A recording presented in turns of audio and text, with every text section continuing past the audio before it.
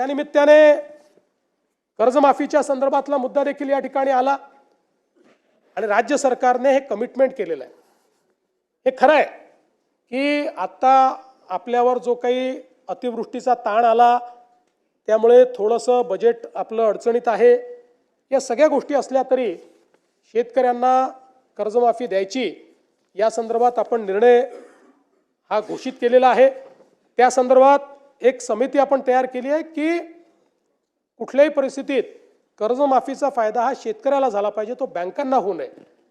आणि कर्जमाफी झाल्यानंतर आपण बघा आता एक प्रकारे ही परिस्थिती पण कुठेतरी विचारणीय आहे की आपण 17ला कर्जमाफी केली, आपण 20ला कर्जमाफी केली, तरीही आपला शेतकरी हा आज कर्जमाफी मागतोय। याचा अर्थ कुठेतरी आपल्या नियोजनात अडचण आहे, आपल्या कर्जमाफीतही आणि आपल्या एकूण शेतकऱ्याच्या परिस्थितीतही आहे।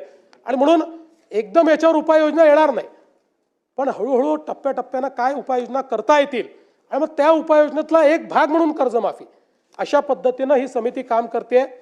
आणि आपण ज्याप्रमाणे घोषित केलं आहे की 1 जुलैपर्यंत आपण ही जी काही कर्जमाफीची आपली योजना काय असेल या योजनेच्या संदर्भातले सगळी घोषणा आपण त्या ठिकाणी करू, हे देखील या निमित्ताने या सभागृहाला मी सांगू इच्छितो। आम्ही जे बोलतो ते करतो, जे बोलतो कमिटमेंट म्हणजे कमिटमेंट।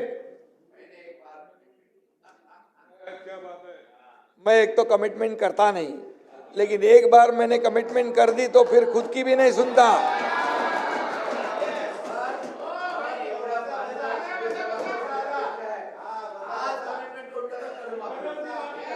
कर्ज माफी आम्ही करणार आणि करणार म्हणजे करणार, तुम्ही तुमच्या समोरच करणार। आणि त्यामुळे चिंता करू नका। सतेज पाटील, सचिन अहिर या सदस्यांनी देखील शेतकऱ्यांच्या मदतीबरोबर तुम्ही ठीक आहे, आपल्याला तर शेतकऱ्यांच्या बाजू बोललंच पाहिजे। त्याशिवाय शेवटी आपण सगळेजण विरोधी पक्ष काय सत्ताधारी पक्ष काय हे आपण शेवटी सभागृहामध्ये या महाराष्ट्रातल्या लोकांसाठी हे अधिवेशन असतं।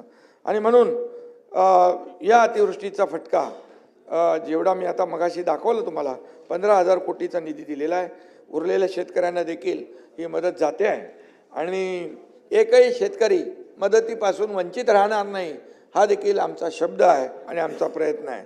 आणि म्हणून माझी आपल्याला विनंती आहे की शेतकरी संकटात आहे, यावेळेस आपण सगळ्यांनी मिळून त्याच्या मागं उभं राहायला पाहिजे।